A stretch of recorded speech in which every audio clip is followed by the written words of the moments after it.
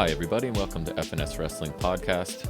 I'm your host, back in the basement for a second night in a row to talk about some wrestling that I have seen. Last night, or yesterday, I guess it was in the morning, technically, I did a little, I think about 40 minutes talking about Impact Wrestling's Knockouts, Knockdown, I think was the show, sorry. And tonight, I actually quite like that show, so if you're interested, you can check that out. It ended up being a pretty fun show. Started out really slowly, but ended up being really enjoyable. Oddly placed main event, but anyways, that's beside the point. But tonight, it's back to talk about the weekly offering from Ring of Honor. So yeah, just finished up a long weekend here in Canada, so back to work today. And just figured I would take out some time in the evening tonight to talk about Ring of Honor. I watched and took my notes yesterday, but just couldn't find the time to get down here and record. I do try and usually put this out on Mondays, but Tuesday's better than nothing, I guess, for the few of you that stop by to check out what's going on in Ring of Honor. If you are new to the podcast, I do a Saturday show with my teenage son who is obsessed with wrestling and quite a knowledgeable wrestling fan. So on that flagship show, as we like to call it, we'll talk about AEW Dynamite and NXT and Impact Wrestling as well. I do a trivia section where he shows how much he knows about wrestling, which is pretty insane most of the time. We'll talk about some news and rumors and stuff as well. So we'd love to have you join us for that on Saturday. We're up to episode 65 is coming up this coming Saturday. So a lot of fun for my son and I just to sit and talk about wrestling. But tonight it is what I like to call a solo mission. My son is still not watching Ring of Honor as long as it is empty arenas, unless it's Taylor Rust, who he's a big fan of. He'll stop by to watch his matches. But until there are fans in the stands, he will not be watching Ring of Honor with me. So it's what I call a solo mission. And I figure that we should get into talking about the show that is Ring of Honor episode 525.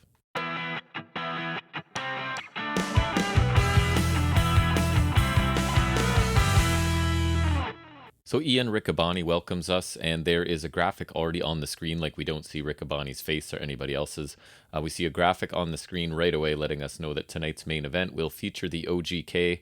That's Matt Taven and Mike Bennett taking on the team of the Ring of Honor champion, Bandido and Rey Horus. In addition, we're going to be getting a women's championship contender three-way match between Miranda Alize, Willow, and Angelina Love. But first, we're going to get a tag team match featuring S.O.S, which is Moses and Khan of the Shane Taylor promotions. They're going to take on the team of Dalton Castle and Dak Draper, who have been sort of affiliated for a while now. So no Quinn McKay to start out the show again this week. It just Riccaboni kind of doing a voiceover this week while the graphics for each match was on the screen.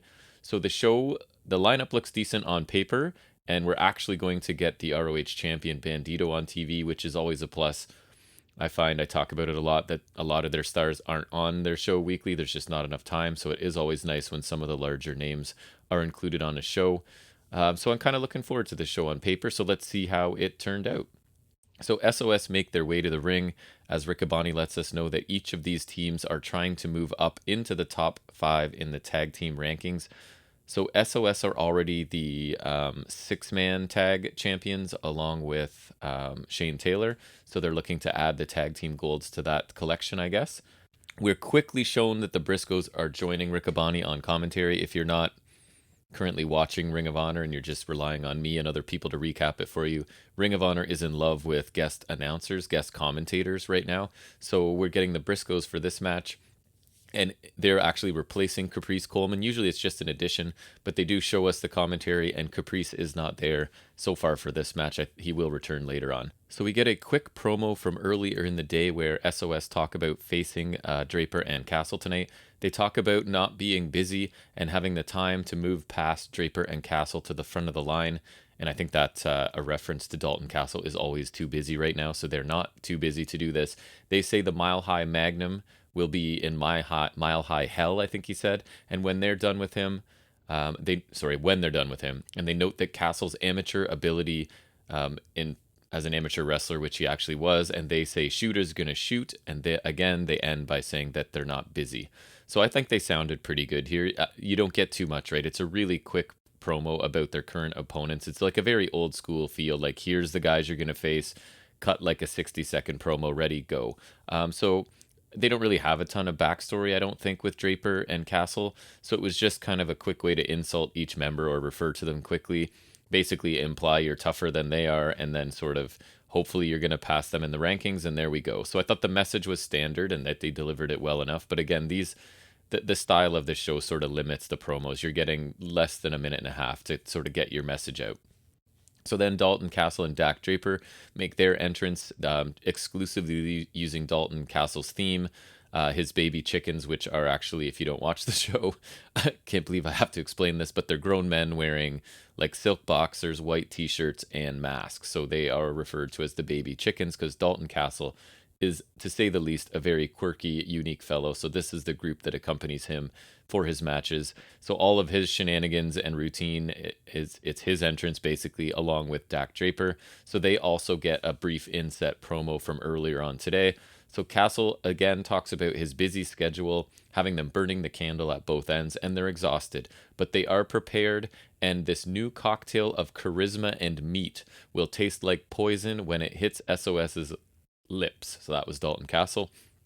Draper adds, saying they'll make it snappy but exciting, and he thinks he'll take his shirt off now, but Castle tells him to save it for the ring.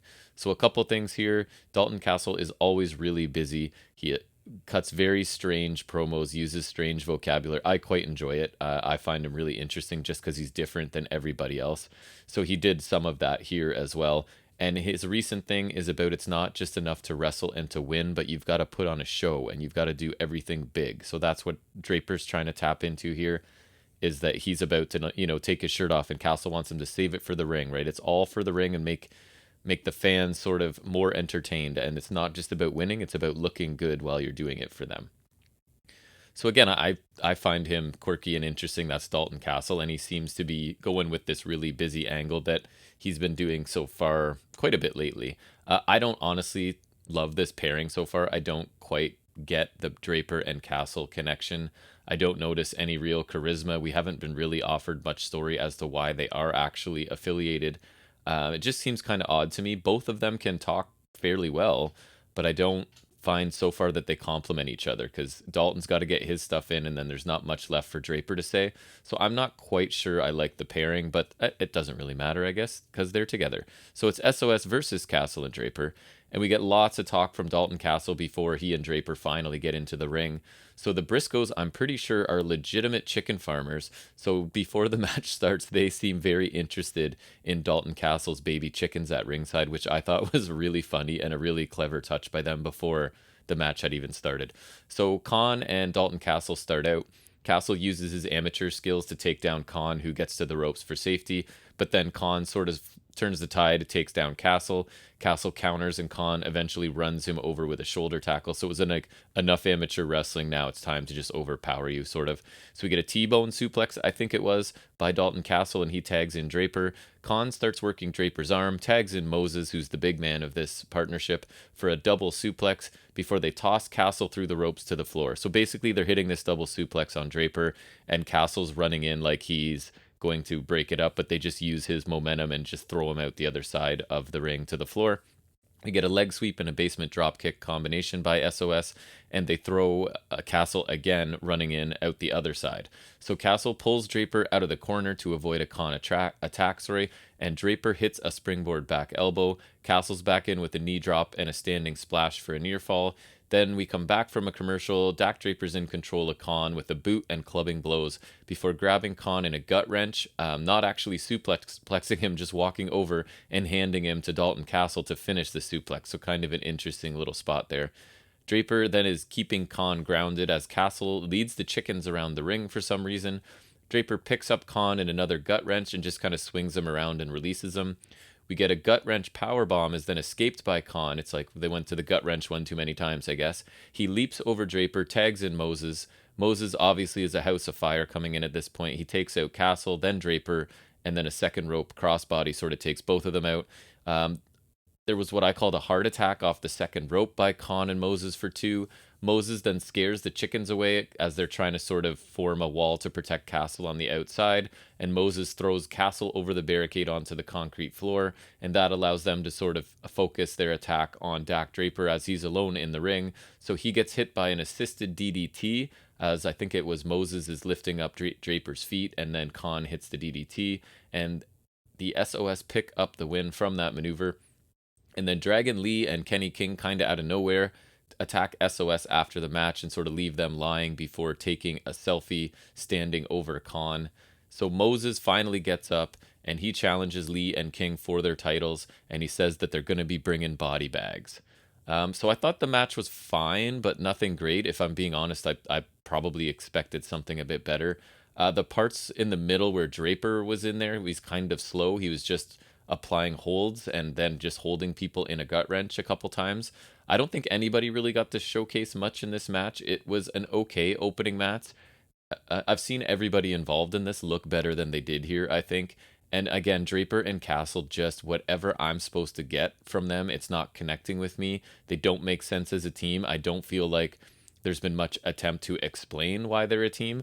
And the aftermatch is obviously leading to a tag title match that could be pretty good, but I'm wondering if they're placing S.O.S as baby faces here, because I don't think they have been, but they're getting attacked by the heels and it's going to lead to a match. So I don't know if I'm wrong about assuming Shane Taylor promotions are heels, or if they are starting to turn face, or if it's just a heel versus heel match. I don't really know. And again, sometimes ROH, through no fault of their own, they simply do not have enough time to explain all of these things to me in one 50-minute show per week. So I get that. It just leaves me with some unanswered questions. Then we get the Willow makes her entrance. I guess we're getting ready for the three-way women's match. So she makes her entrance as we cut to a promo again from her earlier in the day. This seems to be the formula today, is as they're making an entrance, we sort of cut to a promo they've already recorded. So she says that this match is like a Christmas morning present.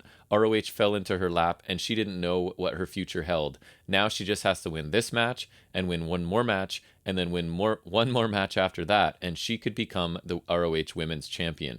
She's just a happy kid ready to go, and she's going to rip open that present. So Willow's character is interesting. She's all about like positivity and just being happy and always in a good mood. And I think she did a good job here. That came through to me at least. And it's one of these where she really believes in herself and the crowd believes in herself as well. Or sorry, believes in herself. Wow. The crowd is generally behind her as well. So it's one of these, a very, very positive character, which is always interesting in wrestling because you don't get that a ton. And I think she does a pretty good job of it. And I thought this was a good, again, really brief, but solid promo. So Miranda Alize enters next, and the Lucha Baddie tells us that she is being forced to face Angelina Love and someone whose name she's already forgotten, and she doesn't care. She doesn't know why she has to be in this match, and all she knows is that Miss Innocent has her property. She's referring to Roxy here, the champion, and she will storm through every woman in the locker room to get her hands on that little girl again and become ROH Women's Champion. So I've really come to like Miranda Alize, and I'm liking this heel promo as well. I mean, it's not great for Willow that her name didn't get said here, but I do like it from the heel angle of like, I don't even remember your name and I don't care sort of thing. She feels entitled to that championship match already. She feels like she should not have to take these extra steps to get back to facing Roxy. Refers to her as a little girl because Roxy is in fact a 19-year-old woman. So I really like this. She is intense and angry here, and she doesn't think she should even be involved in this match. Excuse me. So I think her delivery was really good, and her heel antics are a nice contrast to the promo we just saw with the really upbeat, positive Willow. And it turns out these are the only two women of the three that are getting a promo tonight, as Angelina Love does not get one. So this was it. And then we head into their match, which is Willow versus Angelina Love versus Miranda Alize. So the winner of this three-way will face the winner of another three-way that's happening, I think, next week or sometime later. And the winner of those two matches will face off with the winner of that match getting a shot at the championship against Roxy, if you can follow all of that. So this is the first of the three-way matches, and Caprice Coleman is back on commentary. The Briscoes are gone, but since we have to have a guest announcer or guest commentator for every match, Chelsea Green has joined them for this one. So Willow, obviously being the positive babyface she is, she wants to go for the code of honor. right off the bat, but neither of her heel opponents go for it, which also makes sense. Riccaboni tells us that, again, the winner of this three-way will face the winner of another, exactly what I just said, and eventually face Roxy for the title. So the heels team up on Willow right away. Willow is the larger, more powerful opponent, and she is facing two heels, so that strategy makes sense to me. But she fights them off at first. We get a basement Hurricane Rana by Alize to Willow, but Willow responds with a clothesline and two suplexes before Angelina Love sneaks in for a Russian leg sweep on Willow. So Love's in control of Willow in the corner. Alize joins in, and they slam Willow repeatedly into the turnbuckles. We get more double teaming of Willow by the heels leading into a commercial break. We come back from the break and Willow counters a double suplex into a double DDT, and all three women are down. We now see that Mandy Leone is at ringside to encourage, possibly interfere, on behalf of Angelina Love.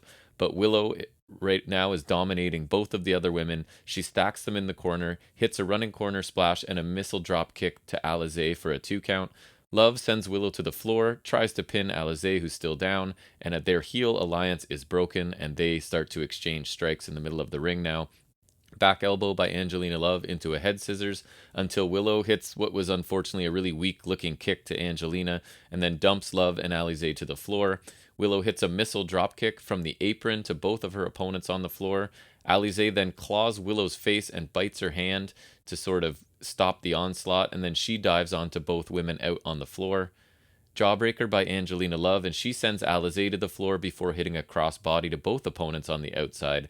Alize climbs onto the apron, and Love leaves Willow long enough to hit the Botox injection to kick Alize off the apron to the floor, but Willow takes that opportunity. She capitalizes on Love losing focus just for a second and sort of rolls her and stacks her up for the pinfall and the win. So obviously Willow is ecstatic and celebrating as the two heels look on in disappointment and frustration.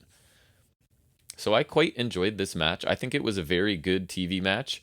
And it really helps ROH further showcase their relatively new women's division. It's just coming back. It's their first champion is Roxy right now. So I think this is a nice little showcase for three of the women in that division. So Alize, I think, is a really good heel performer, and Willow is a really strong babyface. So that dynamic worked really well in this match.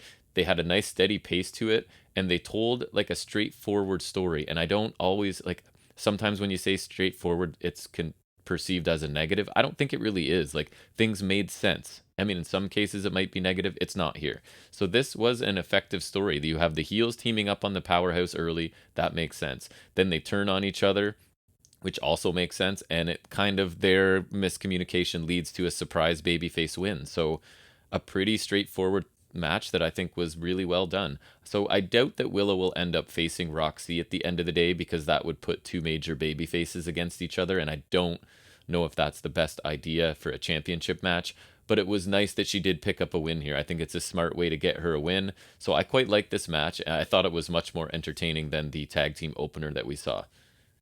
So then we transition to the main event, and that is the OGK, Bennett and Taven, taking on Bandido and Rey Horus. So again, we go back to the inset promos, and they're talking about being excited about this match as both fans and competitors. This is, OGK speaking first.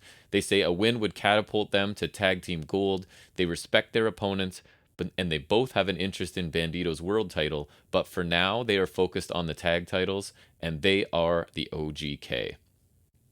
So two veterans, solid promo. I still, as you know, if you listen to this show, I've said it a lot. I just don't believe these guys as respectful baby faces. They're not much that's likable about them, in my opinion. So whenever they're doing this face thing and, oh, we respect you guys and we're just, we're just honest dudes coming after the titles and whatnot, I just don't find it believable. A lot like Cody Rhodes in AEW, I have a hard time getting behind them until they go back to being full heel. Which they may. So they did a good job of making their intentions known in this promo. I guess it's kind of my own little pet peeve that I don't think they're baby faces. I don't think they pull it off very well. So I'm waiting for the heel turn, and then I'll probably love them. But for now, not a big fan. So Bandido and Rey Horus make their entrance, and they get a little promo as well. Horus does most of the talking here. He says he knows Taven and Bennett are tight, but he and Bandido are even closer, and they are the baddest team too. Bandido adds that the champion is coming for everything. So I don't know if he's implying they're sort of after the tag team titles as well, but that would be fine by me. Add more teams into that mix. So this promo by these two guys, nothing special. Horus spoke for the majority of it, and he didn't really say anything of note. They were just kind of following the formula of the show and saying something quick about their opponents before the match happens. So the match does then happen, and it's Mike Bennett and Rey Horus starting out with holds and counters. They work for a while to no advantage, and then they shake hands and tag out to their partners. So it's a very cooperative endeavor so far. We get a lucha arm drag by Taven, but a kick and a Hurricane Rana by Bandido. Lots of rope running by both men, leading to a drop kick by Taven as we go into a commercial. Back from the commercial, we get a backpack stunner that's escaped by Bandido, but he gets a super kick and then a spear from the OGK. We get a brainbuster by Bennett for a 2 count before he starts to attack Bandido's leg. Taven tags in and continues to target Bandido's leg, and OGK are now isolating Bandido in their corner. We get a forearm and a missile drop kick from the OGK for a 2 count. Insecurity and a purple thunder bomb by Matt Taven for 2. And then I noticed like you could hear them because there's no fans in the arena. OGK are talking to the referee, and it doesn't sound like babyface talk. It's like, we like you, but you got to make the right sort of thing. Anyways, again, I didn't come across as babyface to me, but I've beaten that dead horse many times. Spinebuster by Bennett, but Taven misses a moonsault, which allows Bandido to DDT one member of OGK, while sort of, I guess it's like a pendulum or tornado DDT, so he kicks the other one on the way by. We get a tag to Rey Horus. He's on fire with kicks and a leg drop. Bennett then posts himself as Horus moves out of the way, so he gets kicked in the head, and then Horus hits a Spanish fly, which always looks good. Horus tags out before diving onto Bennett on the floor, and Bandido hits a tornado to Taven in the ring for a 2 count. Taven is then double teamed, leading to Bandido hitting an X Factor to his own partner onto Taven, before Bandido then hits a standing shooting star, which is a pretty cool combination. That gets a near fall as well. Then we get just the tip knee strike by Matt Taven, and he tags in Mike Bennett. Spike pile driver by OGK, but Rey Horus pushes Taven onto the pinfall to break it up. So the action's really picked up here. Horus hits a forearm to Bennett. Taven hits a spinning heel kick to Horus. Bandido hits Taven with a super kick, and Bennett hits Bandido with a discus elbow, and all 4 men are down in the ring now. Bennett gets low bridged a little bit later to the floor, and Bandido hits him with a Fosbury flop after Rey Horus had made a blind tag. So Taven dives onto Bandido as Horus puts Bennett in a stretching submission in the ring. Bennett breaks free. OGK hit a backpack stunner running boot combination to pin Rey Horus and pick up the win in the main event of this show last night, 2 nights ago, whenever it aired. So OGK, again being the baby faces they are, they help their opponents up and shake hands after the match. So I actually thought, and I know I'm hard on OGK sometimes, but in ring, I don't have too many issues with them. So I thought this was a really fun tag team match that saw lots of pretty good action, especially down the stretch. There was some really fast work near the end of this. So OGK seemed like heels in this. Again, they had issues with the ref. They were doing a lot of talking throughout the match. So I figured Horus would take the fall in this match. That doesn't surprise me, but not before everybody involved got to showcase themselves in what I thought was a pretty fast-paced quality main event. Despite my thoughts on OGK, they looked good here, and if they're really focused on the tag team division as they say they are, they add a quality team to that division, and they picked up a quality win here to put on their resume if that's the division they're continuing to focus on. So my overall thoughts on this show, it seemed to be largely focused on getting the tag team division further established. So you've got S.O.S and OGK both determined to move up the tag ranks from the results of this show, and commentary drew our attention to it. Even Bandido sort of dropped a hint that they're coming after all the gold sort of thing.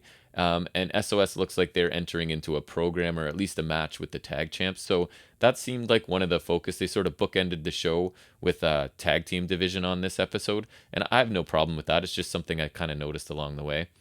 So the opening match, which was S.O.S against Castle and Dak Draper, I thought it was a little bit lackluster. Didn't seem to showcase Moses and Khan quite as much as they have in the past, because I've been pretty impressed with those guys. And I don't think they're the most experienced wrestlers in the world, but I didn't think they looked as good as they have at some points I've seen them. And again, the pairing of Castle and Draper doesn't seem to make sense to me at this point. I thought the main event tag match was much more entertaining, a lot more pace to it. And I was glad to see Bandido on TV, obviously. But to nitpick, I thought he could have looked a bit more dominant, because he's the reigning champion, and he played like the babyface in peril for a good chunk of that match and actually had to make the hot tag to his partner. So that might not have been my favorite choice. But again, that is definitely nitpicking. So in between those two tag team matches, I thought we got a very good three-way women's match that Willow got to pick up a big win in advance to face the winner of the next one. So I thought that match was very enjoyable as well and a nice showcase for that division. So none of the promos were outstanding, to be honest, but that's because they're all the same formula and they're all really short, so nothing's really going to stand out too much at that point, but none of them were awful either.